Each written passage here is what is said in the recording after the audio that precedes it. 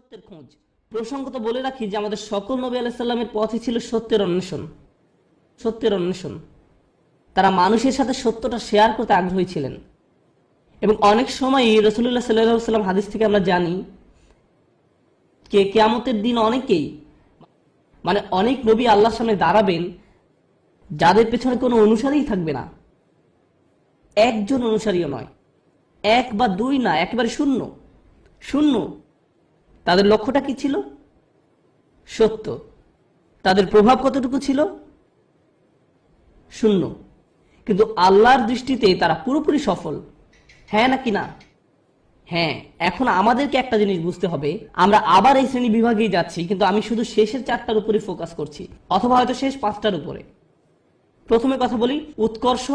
আপনি যখন উৎকর্ষের খোঁজ করেন তখন আপনি কাকে নিয়ে কখনো সন্তুষ্ট থাকেন না? নিজেকে নিয়ে। প্রশ্ন হলো কেন আপনি নিজেকে নিয়ে সন্তুষ্ট নন? কারণ আপনি নিজেকে শুধু উন্নতিই করতে চান না, এটা কারণ নয়। যদি আপনি ইসলামের দৃষ্টিকোণ থেকে আলোচনা করেন, আপনি নিজেকে নিয়ে সন্তুষ্ট নন এই কারণে যে আপনার প্রত্যেকেরই প্রভাব সৃষ্টির চেষ্টা করার কথা ছিল। আপনার নিজেকে নয় বরং অন্যকে নিয়ে চিন্তা করার কথা ছিল, আর এই কারণে আপনি নিজেকে নিয়ে সন্তুষ্ট হতেন না। আপনি যা ভাবছেন আল্লাহ আসলে আপনার উপর তার থেকেও বেশি দায়িত্ব দিয়েছেন। আমি চাই যে আপনারা দুটো জিনিস নিয়ে চিন্তা করুন। এটা কোরআনের একটি অন্যতম শক্তিশালী বক্তব্য। যেহেতু এটা পরিষ্কারভাবে অনুবাদ করা হয়নি তাই অনেক সমস্যা সৃষ্টি করে।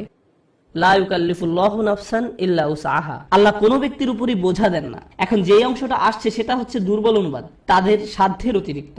আল্লাহ আপনার উপর সেই বোঝা চাপাবেন না যা আপনি বহন করতে পারবেন না।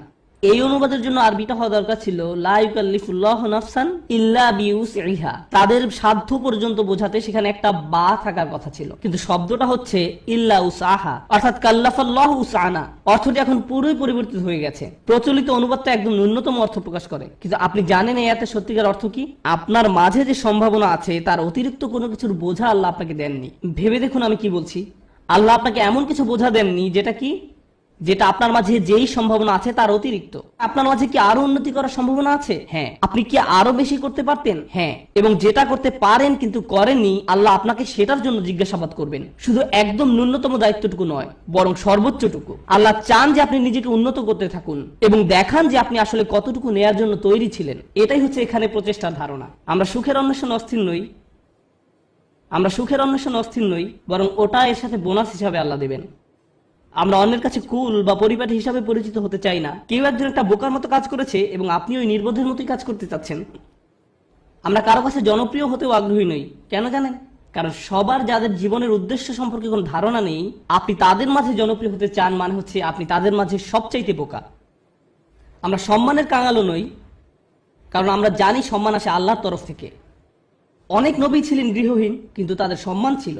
নবীদেরকে মানুষরা ধিক্কার দিত, কিন্তু তারপরও তাদের ছিল উচ্চ সম্মান। এখন আমাদের কাছে সম্মানের সংজ্ঞাটাই ভুল। আমরা ভুল জিনিসের সাথে এটাকে জড়িয়ে ফেলেছি। ঠিক আছে? যখন উৎকৃষ্ট হবার চেষ্টা করার ব্যাপার আসে,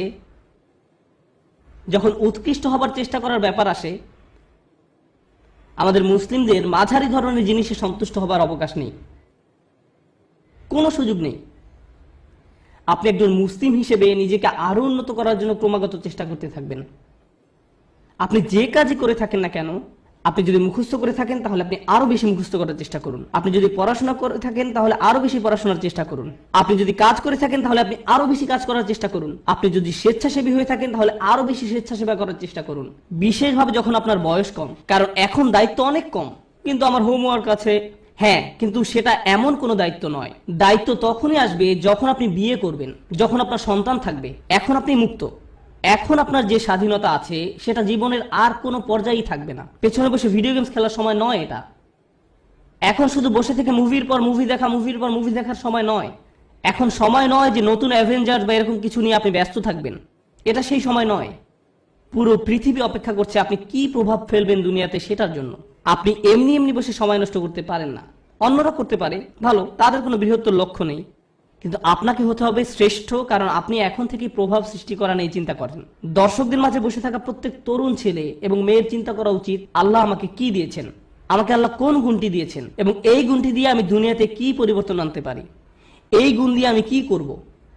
আর আপনি যখন এটা নিয়ে চিন্তা করবেন তখন আপনি সত্যিকার ভাবে বুঝতে পারবেন আপনি কিসের জন্য কাজ করছেন। আপনি কাজ করছেন আল্লাহর সাথে দেখা হবার স্বপ্ন নিয়ে, এবং সেটাই হচ্ছে আমাদের আসল সত্য। আপনি আল্লাহকে এটা দেখাতে চান যে আপনি আপনার সামর্থ্যের মধ্যে যা আছে তার সবটুকু করেছেন।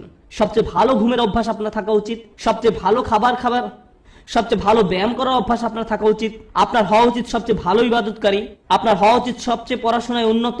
আপনার জীবনে আপনি যা যা করে থাকেন প্রত্যেকটি কাজে আপনার উৎকর্ষ অর্জনের চেষ্টায় রত হতে হবে। আপনার বাজে জাঙ্ক খাবার খাওয়ার অভ্যাস ত্যাগ করা উচিত। আপনি এমন কেউ হবেন না যারা অযথা ঘুরে ফিরে আড্ডা দিয়ে সময় নষ্ট করে। আপনি অবশ্যই অবসর কাটাবেন, কিন্তু এমনকি যখন আপনি খেলবেন তখন সবচেয়ে ভালো খেলুন। স্কুলের বা কলেজের অন্য ছেলেরা যখন তাকে দেখবে তারা বলবে আমি এর মতো হতে চাই। তার সবকিছু অসাধারণ, তার সবকিছুতেই সে চ্যাম্পিয়ন। আপনাদের তেমন লোক হওয়া উচিত।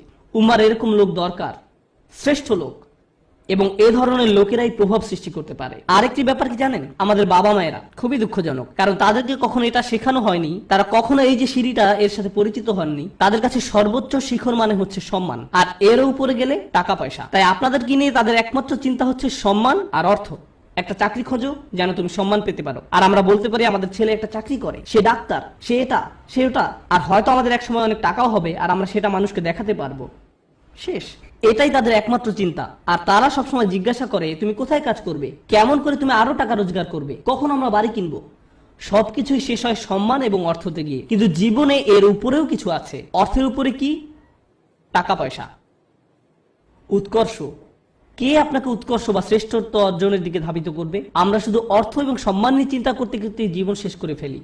মুসলিমদের মাঝে কত ছেলে মেয়ে ডাক্তার হয়েছে, আমি সবসময় তাদের উদাহরণটাই দেই, কারণ এদেরকেই সবচেয়ে বেশি হতাশ দেখি আমি। তারা ডাক্তার হয়েছে শুধুমাত্র এই কারণে যে তাদের মা বলেছে কিংবা বাবা বলেছে। আমি কখনোই আমার কোনো সমস্যা হলেও এরকম ডাক্তারের কাছে যেতে আগ্রহী নই।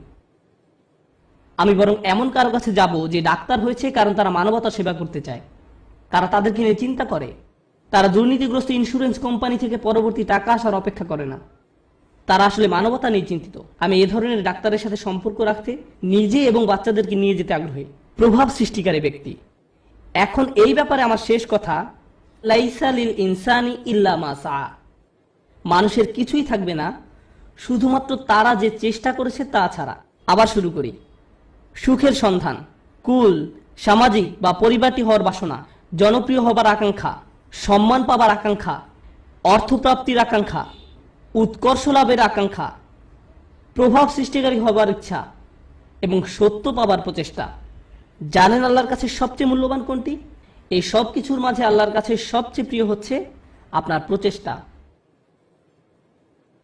অর্থ নয়, প্রভাব না, শ্রেষ্ঠত্ব না, এই সব কিছুই আসবে, কিন্তু আল্লাহ আপনার কাছ থেকে যেটা দেখতে চান সেটা হচ্ছে প্রচেষ্টা। আমি আপনাদের বলেছি নবী আলাইহিস সালামদের কথা, যারা শেষ বিচারের দিন আল্লাহর সামনে দাঁড়াবেন কতজন উম্মত নিয়ে? 0। কিন্তু তারপরেও আল্লাহ তাদেরকে জান্নাতের সর্বোচ্চ আসনে আসীন করবেন, কারণ আল্লাহ সম্মান জানাবেন তাদের প্রত্যয়কে, তাদের প্রচেষ্টাকে, তাদের চারিত্রিক দৃঢ়তাকে। তারা কঠিন সময়ে পড়েছিলেন এবং তারা সেটা মোকাবেলা করেছেন। যদি আপনি নূহ আলাইহিস সালামের প্রতি বছরের একটা প্রোগ্রেস রিপোর্ট দেখতে চান, চলুন একটা গ্রোথ চার্ট বানিয়ে দেখি কতজন মানুষ মুসলিম হয়েছে প্রতি বছর, যেমনটা করা হয় প্রতি বছর প্রতিবেদনে। কতজন মানুষ মুসলিম হয়েছে প্রতি বছর? 950 বছর। চার্ট নিশ্চয়ই ঊর্ধ্বমুখী ছিল না, বরং সেটা ছিল অপরিবর্তনশীল, এমনকি কখনো কখনো হয়তো নিম্নমুখীও ছিল। কেউ হয়তো ইসলামের খুব কাছাকাছি এসেছে, আবার দূরে সরে গেছে। এর মানে কোনো প্রভাব তৈরিই হয়নি। আমরা নূহ আলাইহিস সালামের কোন জিনিসটাতে এত সম্মান করি? ক্রমাগত প্রচেষ্টা। আমাদেরকে হতে হবে ক্রমাগত প্রচেষ্টারত এবং প্রত্যয়ী মানুষ। আল্লাহর সামনে দাঁড়ানোর মতো কিছুই থাকবে না যদি আমাদের এই প্রচেষ্টাটুকু না থাকে। তরুণরা দয়া করে মনোযোগ দিয়ে শুনেন আমি কি বলছি। একটু চিন্তা করো, তোমার জীবনের সার্থকতা কোথায়? যদি তোমার জীবন মানে হয় শুধু একটা ভিডিও গেম থেকে অন্য ভিডিও গেম, যদি তোমার জীবন মানে হয় শুধু টিভি শো এর একটা পর্ব থেকে অন্য পর্ব, তুমি কিসের জন্য চেষ্টা করছো? এতে কি আসে যায় যদি তুমি একটা ভিডিও গেমে ট্রফি জিতো অথবা 100% সিনক্রোনাইজেশন পাও? এতে কি আসে যায়? কি এমন হবে এতে? পৃথিবীর জন্য তা কোনো পরিবর্তনই আনবে না। তুমি কতগুলো পুশ আপ করতে পারো এটা কেউ গুরুত্ব দেয় না। তোমাকে এর চেয়ে বেশি কিছু চিন্তা করতে হবে, এর চেয়ে বড় উচ্চ মর্যাদাশীল কিছু চিন্তা করতে হবে, এবং যখন তুমি সেটা করা শুরু করবে আল্লাহ তোমাকে সুখ দিবেন। যখন তুমি সত্যিকার অর্থে চেষ্টা করবে, জীবনটা তখন অর্থবহ হবে। আর জীবনটা যখন অর্থবহ হবে, সুখ এবং আনন্দ এনে দেবে। যখন তোমার জীবনে কোনো প্রচেষ্টা থাকবে না, তখন জীবনের কোনো অর্থ তুমি খুঁজে পাবে না। তুমি তখন কোনো কিছুতেই কোনো সুখ বা আনন্দ খুঁজে পাবে না। তুমি যতই গান শোনো, তুমি যতই ঘুরতে বেড়াতে যাও, যতই পার্টি করো, তোমার জীবনে কখনোই সুখের দেখা পাবে না। তোমার সব সময় বিরক্ত লাগবে, নিজের কাছে নিজেকে ভালো লাগবে না। গুরুত্বপূর্ণ হচ্ছে প্রত্যয়, যেটা তোমাকে উপলব্ধি করতে হবে। তোমাদের তরুণ প্রজন্মকে হতে হবে অসম্ভব, অসম্ভব এবং অসম্ভব প্রত্যয়। আল্লাহ বলছেন ওয়ান্না সায়াহু সাওফা ইউরা। আমার খুবই পছন্দের একটি আয়াত, এবং আমি এই আয়াতটি দিয়ে শেষ করতে চাই। এবং তার প্রচেষ্টা বা প্রত্যয় খুব শীঘ্রই দেখা যাবে। তার চেষ্টা খুব শীঘ্রই কি দেখা যাবে। এই প্রসঙ্গে আমি বলতে চাই, তুমি যখন কাউকে তোমার রিজিউম দেখাও, আমি অমুক স্কুল থেকে গ্রাজুয়েট হয়েছি, আমি অমুক অমুক জায়গায় কাজ করেছি, অমুক অমুক প্রজেক্টে কাজ করেছি, তখন তুমি তোমার রিজিউমে লেখো তোমার রেজাল্ট নাকি তোমার প্রচেষ্টা। তুমি তোমার প্রচেষ্টার কথা লেখো না, তুমি লেখো তোমার রেজাল্টের কথা। তুমি লেখো না যে তুমি আসলে অনেক কঠোর পরিশ্রম করেছো ফাইনাল সেমিস্টারে এবং পরীক্ষাটা দিতে গিয়ে অর্ধমিত হয়ে গিয়েছিলে। এগুলো তুমি তোমার সিভিতে লেখো না। তুমি লেখো তুমি অমুক অমুক প্রজেক্টে কাজ করেছো, কিন্তু এটা লেখো না যে তোমাকে অনেক অনেক কষ্ট করতে হয়েছে। তাই নয় কি? শুধু তাই নয়, কিছু কিছু সময় তুমি অনেক অনেক চেষ্টা করো কিন্তু তুমি পাশ করতে পারো না। অথবা এরকম যে তুমি অসম্ভব রকমের চেষ্টা করেছো একটা প্রজেক্টের জন্য, কিন্তু সেটা সফলভাবে শেষ করতে পারোনি। অথবা তুমি তোমার আশানুরূপ গ্রেড পাওনি, যেটা তোমার পাওয়া উচিত ছিল। আমরা মানুষেরা মানুষকে কিসের ভিত্তিতে বিচার করি? আমরা মানুষকে বিচার করি রেজাল্ট দিয়ে। আমার এতে কিছু যায় আসে না যে তুমি কতটা চেষ্টা করেছো, তুমি আমাকে ফলাফল এনে দিতে পারোনি। আমার এতে কিছুই আসে যায় না যে তুমি কতটা চেষ্টা করেছো, তুমি পাশ করতে পারোনি, গ্রাজুয়েট হতে পারোনি। বুঝতে পেরেছো ব্যাপারটা?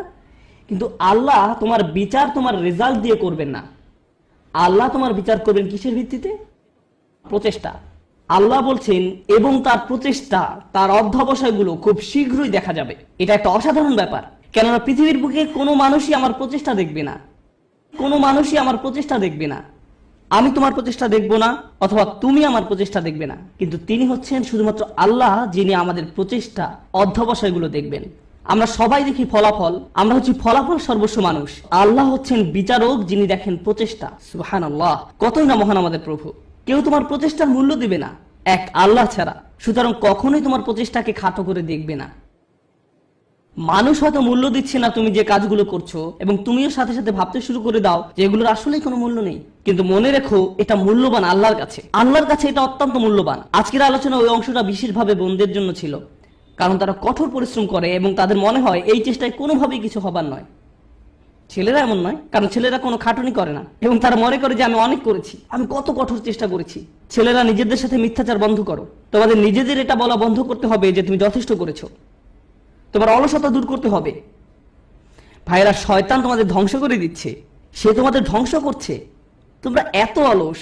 নিজেদের কাছে যুক্তি দেওয়া বন্ধ করো এবং কাজ করো, বেশি করে কাজ করো, আবেদন করতে থাকো, করতেই থাকো, অন্যদের সাথে এই ব্যাপারে কথা বলতে থাকো, নেটওয়ার্কিং করো। থেমে যেয়ে বলো না যে আমি সব রকম চেষ্টা করেছি তারপর ফল পাইনি। না, তুমি সব রকমের চেষ্টা করোনি। উদ্যম হারিও না, এটা করা তোমাদের শিখতে হবে।